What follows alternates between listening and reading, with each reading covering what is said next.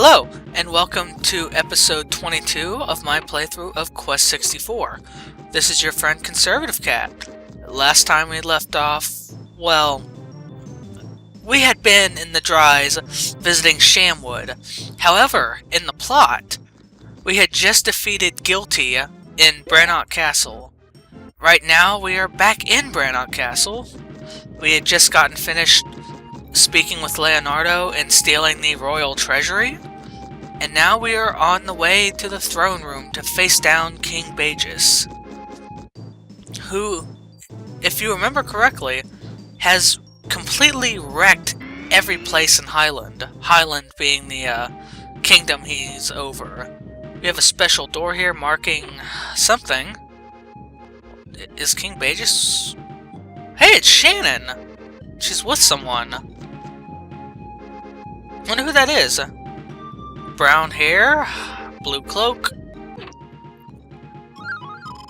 First, let's do what's important and steal from the treasure boxes. I wonder what that is in the middle. Is that maybe a map of Highland? Or maybe all of Keltland, I don't know. It's certainly, Highland is certainly black like that, and wrecked. Some kind of map, I'm pretty sure. Huh. Shannon seems like kind of evil now.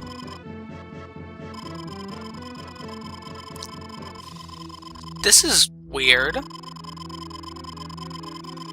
Oh, so she must have been the, attractive woman who went to corrupt King Beigis. Ooh, what? What? Oh, that's Bartholomew! Oh, he's injured! Wait, Shannon beat him up? Really? That's weird. And that's really anticlimactic for what the entire story was building up to, was tracking down our father Bartholomew. At least he had a pretty cool mustache. Oh, knights, I do not want to deal with you. Go away, thank you. I will say that I do like how most of these enemies are placing me near the end of their battlefields, so it's easy to escape from them. This must be the throne room, and I think I see King Beigis right ahead of us.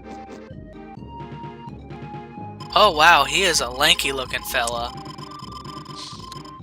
You know, Fargo looked kind of scary. I mean, like, he was big. But this guy's just kind of like emaciated looking. Let's go ahead and get over to his platform so we can smash him with an avalanche. King Beigis is not too hard. He's roughly on par with Guilty. He has slightly higher stats. He has that far range attack, that green blast, but when you're close to him, for the most part, he will use that slash attack, this one right there. If you haven't been grinding, it'll wreck you pretty bad, so keep your magic barrier up. Beigis is actually elemental fire, so he's weak to water. You can hit him with that if you really want to. But I would recommend instead just relying on your avalanche. He has 1900 HP, so it's not too great. And since he's not a non-elemental like Guilty is, he actually does take decent damage from any attack. Recall how, look how he's taking twice as much damage as Guilty was from avalanche boulders. That's because he was non-elemental, whereas King Beigis is still an elemental type. So even though he claims not to be human anymore, he quite assuredly is. That is kind of cool, that attack he has. I like it. He's not that... I actually think he's a bit more of a pushover than Guilty was, because Guilty had that high defense. What I will say is that King Beigis is a much smaller target than Guilty was. Guilty was pretty big, so he could be corner... I really need more than 50 MP, because that's just hilarious. And just like that, we have killed the king. Is it assassination? Oh, we got 2 elements out of that. Man, why would anyone who is decent serve a king that has this really obviously evil interior decorating thing to him? Let's... Wait, the music's gone. Yeah, I did not change anything here. The music is completely gone at this point. Kind of unnerving. About this area, there are no random encounters from what I can tell. What the... Huh. Must be heading to the rooftop, I guess. Yeah, that's where we are. This is kind of weird. I don't remember seeing these when we were at the bottom. Just making sure there aren't any spirits.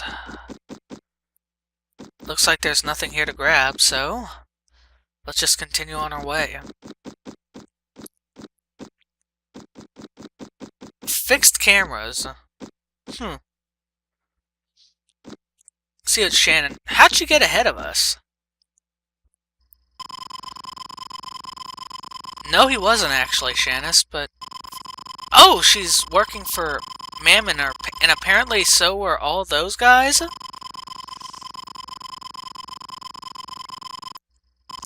Oh, the Eltel book.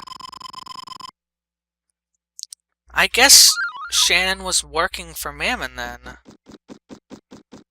Oh, their names are kind of similar. I love the Dutch angle here. Alright, there are the gems. Nothing left to do, but seems like the way is open to us. Here we go! No regrets! Welcome to the final area, the final dungeon of the game, Mammon's World. It is this sort of eldritch geometry sort of area the entire time, with this really haunting sort of music to it. We seem to be outside of a castle right now.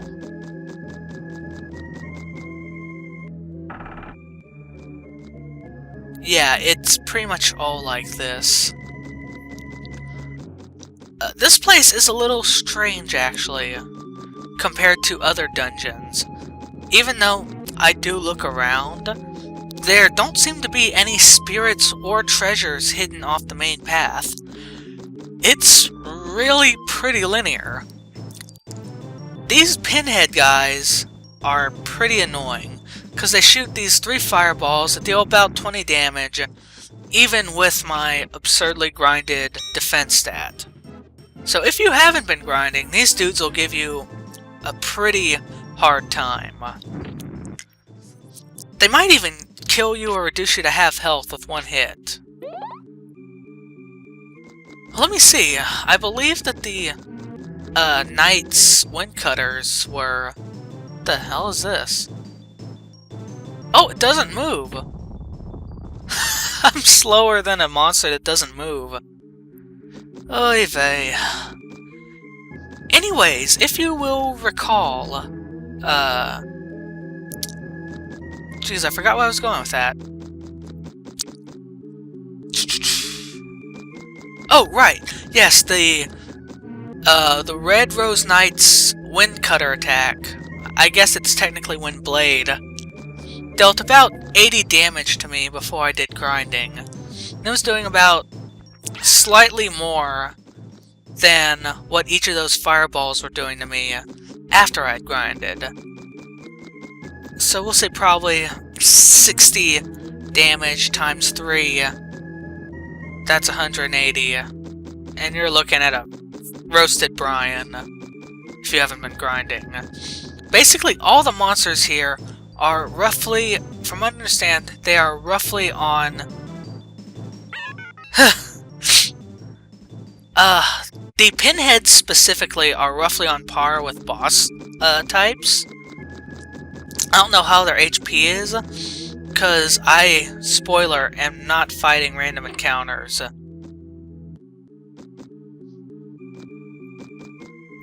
I really like the atmosphere here.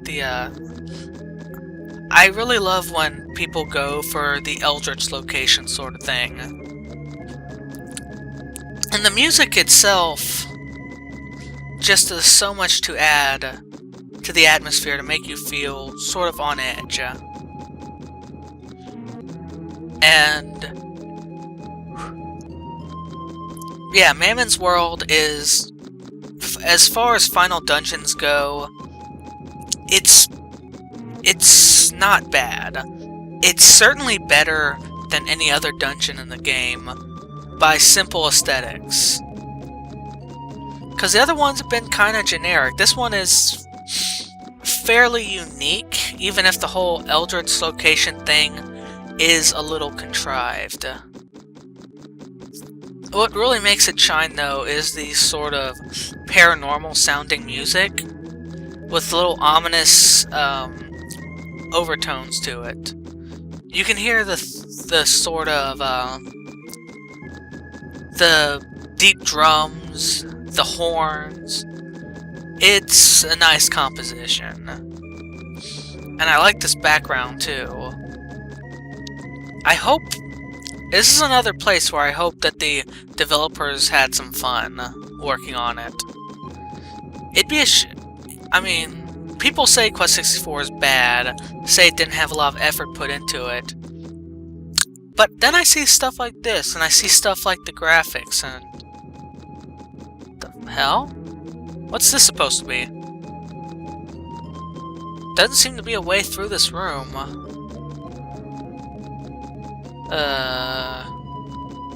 I guess the only way back is out the way we came.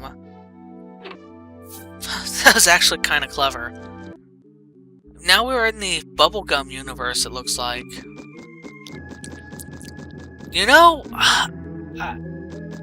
I preferred the other background myself. This one just kind of looks too fluffy, if that makes sense.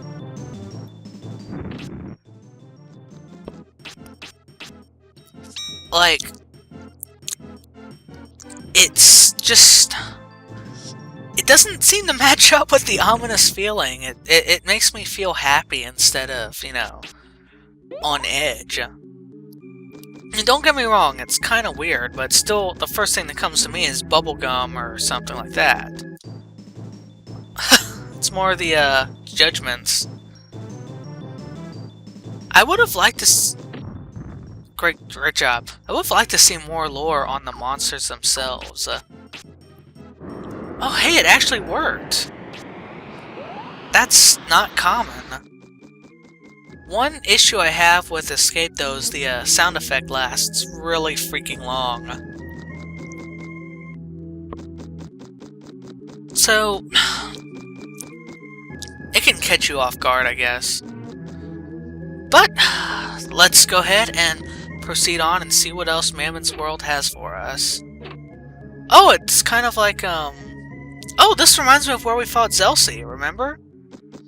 This is about where I grinded to get everything I needed for... I believe I was grinding for Avalanche. Either Avalanche or Magic Barrier, I can't remember which. I want to say it was probably Magic Barrier, though. Yeah, it must have been Magic Barrier. Either way, yeah, this is almost the exact place where I grinded. And then, just around this bend, Zelsi was waiting for me.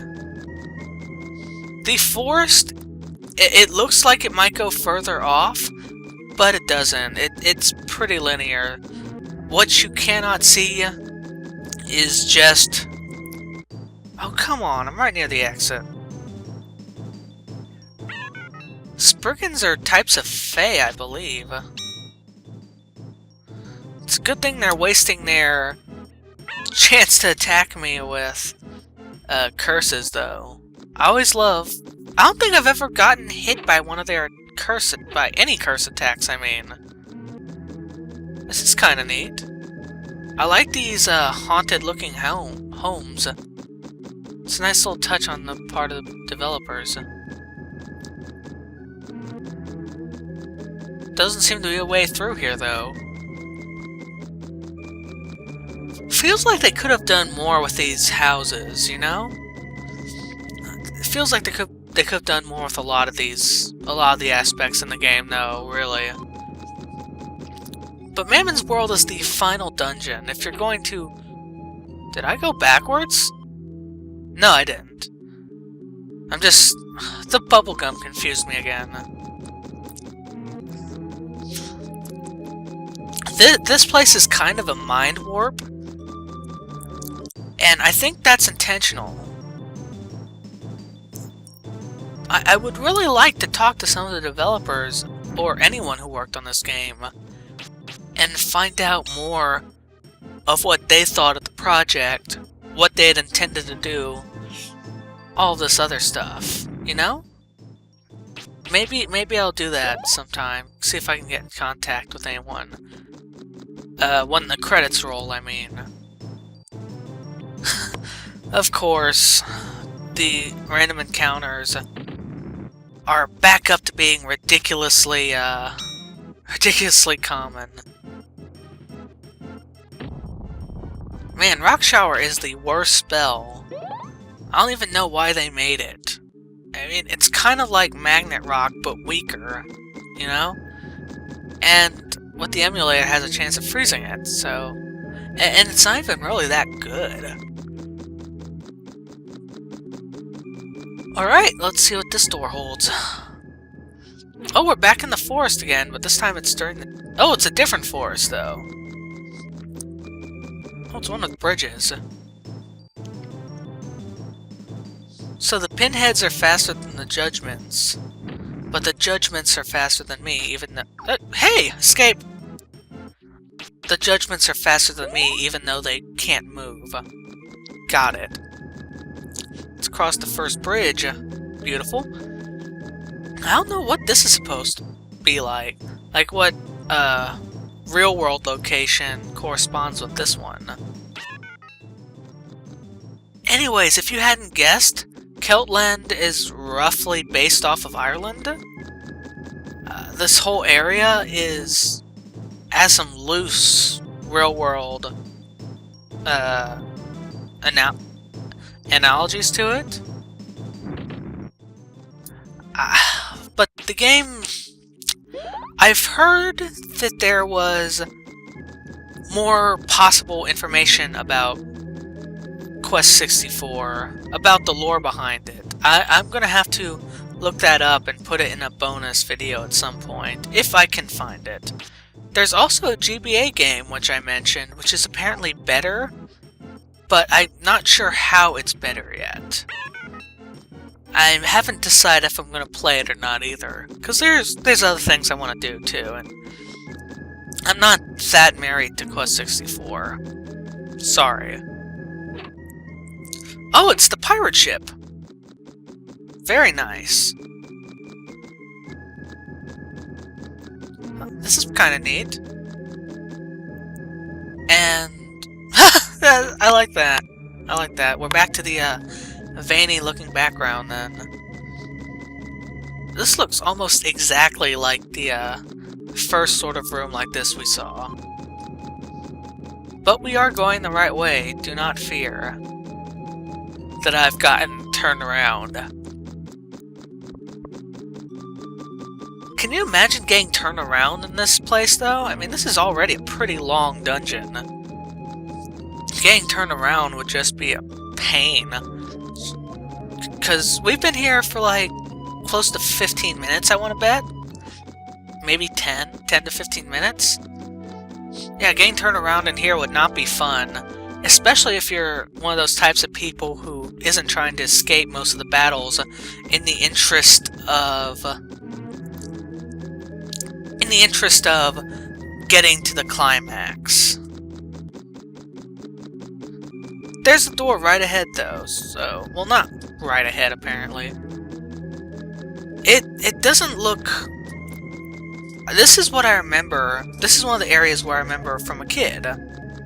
Just because it's so much different. I also remember Mammon, who we are en route to see. Oh, it's Epona! Hey, girl! I noticed that she has the same kind of staff that Brian does. So she's basically outright telling us, from this point, we're on our own. From this point, there is no turning back. Floating monastery. Just a little hint about where we're going. That's right, we're in a corrupted version of Melroad. Ooh. From what I can tell, there's nothing here in Melroad, and there are no random monsters either. Of course, I didn't explore that much. The doors you cannot enter. I think it would have been neat to enter the doors of your old friends and, you know, see what's up there. I'd be... you know, let's head right up to the Citadel and end this. For good. Well, the monastery. Yeah, come on. Oh, we're back in the forest? Oh, it's not the same forest, though. We still have bubblegum, but we have 2 bridges. At least 2 bridges instead of just the one, so... We are, indeed, moving... The hell is this? Oh, Pale Riders, okay. I kind of like the, Oh! He has some claws to him. The Pale Riders. That's a reference to the Horsemen of the Apocalypse, I believe.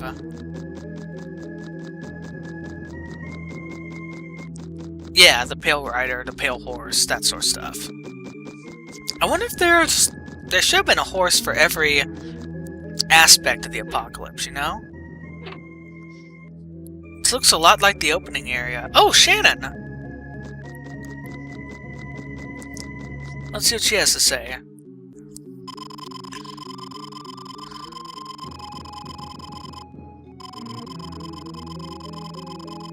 Oh, so she's been manipulating us this whole time.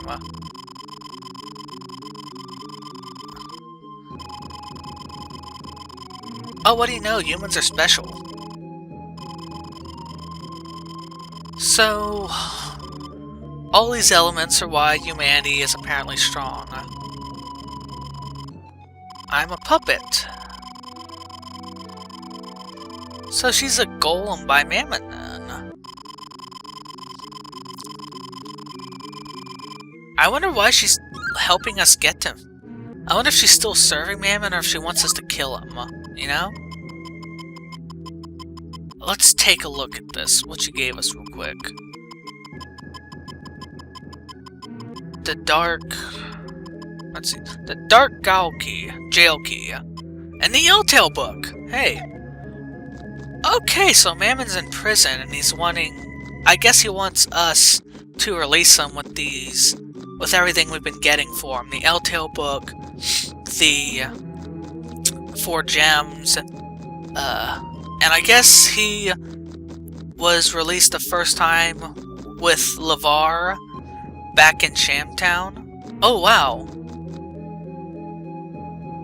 Hello, Mammon. You're funny. Waiting and waiting. Okay, so I'm guessing... Okay, so I'm guessing LeVar... Okay, so we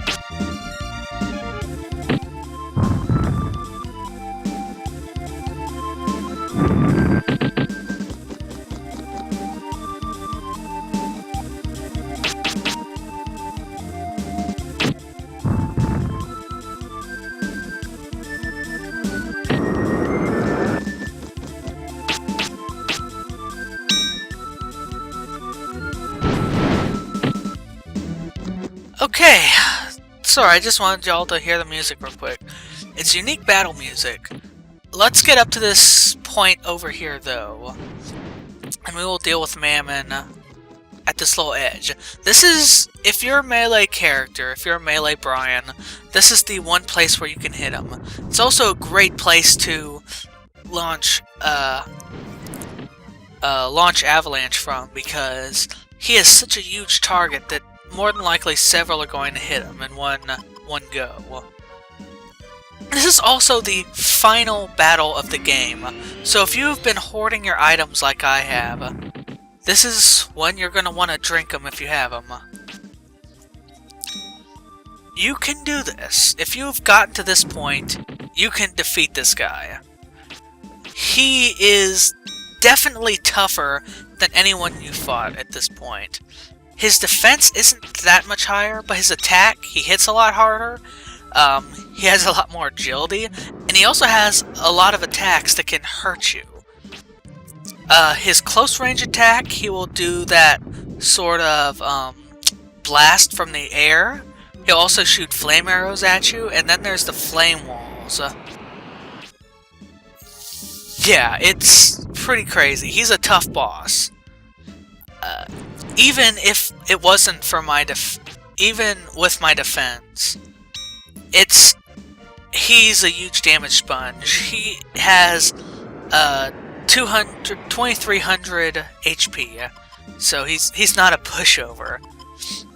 However, like I said, this is the time to use all those items you've been hoarding, if you've been hoarding them. Your heal items, your MP recovery items, your amulets, your giant shoes, anything that will provide you a temporary battle buff.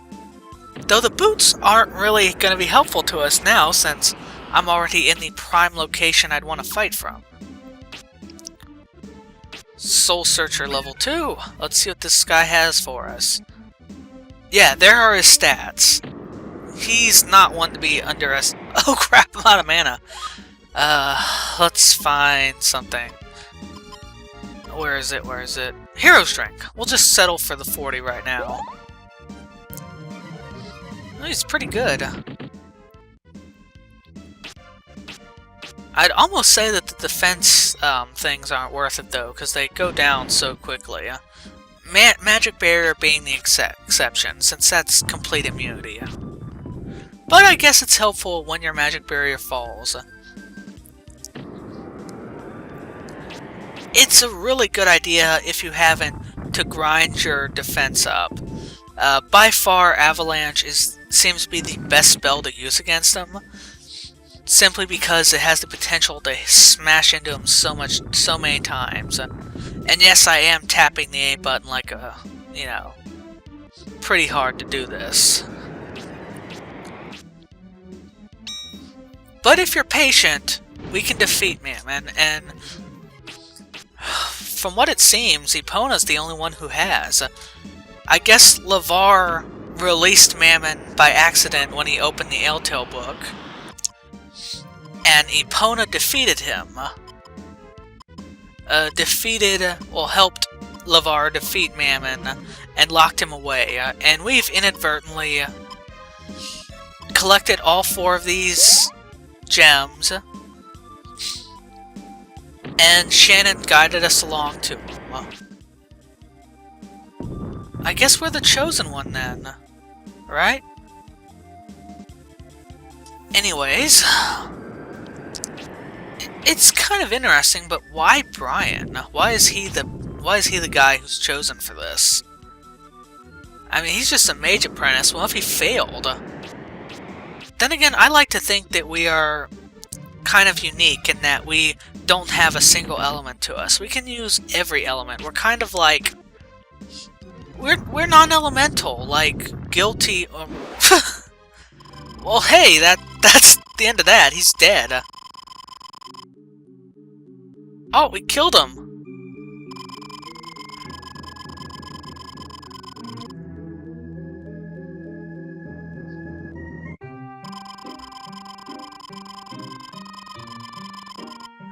Shannon's still alive.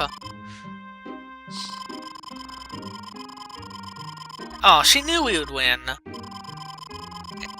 I like to think that Brian is kind of special, and that he is also a non-elemental. Which most everything else in the world is an elemental. So that would explain why he might be the chosen one. That's the only way I can figure that he would be valuable enough. Anyways...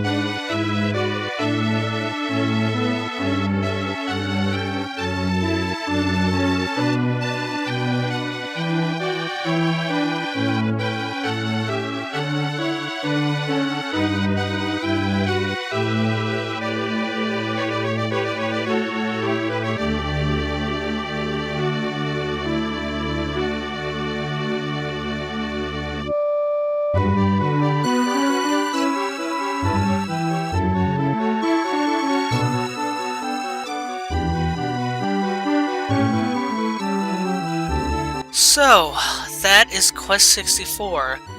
One question. Where was Bartholomew? He's the reason we set out to begin with. So... because someone stole the L-Tail book. Was he supposed to be the chosen one, or were we? I guess we were supposed to be, because we don't know much about Bartholomew. Okay, so Bartholomew himself.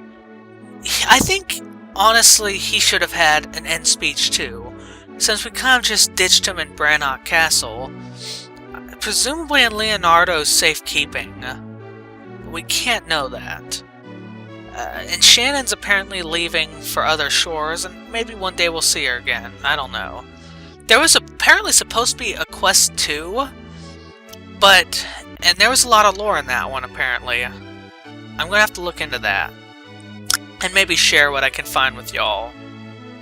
So, overall, what did I think of reliving one of my oldest memories in gaming? The game had its fun moments. There are times when I can honestly say I was having a very good time. The whole Brannock sequence, if that had been a driving force throughout the entire story, and maybe with some more lore, some more background, some less static world around me, this game would have been so much more better. So much better had it done this, you know? It's such a shame that these great art assets, these beautiful music assets, were not given a proper story to dress them around. There is a story, but it's static. The world around it is static. The story itself is very linear. It is literally just walk point A to point B, go to a town, find out who the next boss is, go and kill him, get something from him, get a MacGuffin from him. But overall, I would still say I do not regret replaying this game. There was some fun times to be had. Most games do have some sort of fun to them. And I got exposed to a lot of these great music tracks that I forgot even existed. It's definitely been a trip down memory lane for me. So, overall, I would say, hey, I can't recommend it though. I would overall say, it's not as bad as people say. I think can be fun. If you don't go into it expecting to hate it, One thing I see people bring up a lot is the lack of commerce in the game. Like, you can't buy and sell items, and there's no currency. But you have to remember, though, that Keltland is kind of an ideal world where everything's kind of egalitarian, so people aren't really buying and selling stuff to begin with. They're all living in peace and harmony and sharing everything. It's kind of an interesting... I like that sort of touch to the game. That, and Brian is a hero and an apprentice of the Citadel. Why would they charge him? You know? Anyways, I can't recommend this game, but as far as games go, you can certainly do a lot worse. I don't believe it deserves all the hate it gets, and if you do play it, you probably will have fun at some point, and you will find some enjoyment out of the game. Anyways, this has been Conservative Cat. I'd like to thank you for playing through Quest 64 with me. Thank you, have a good day, and I'll see y'all in the next one. Take care, guys.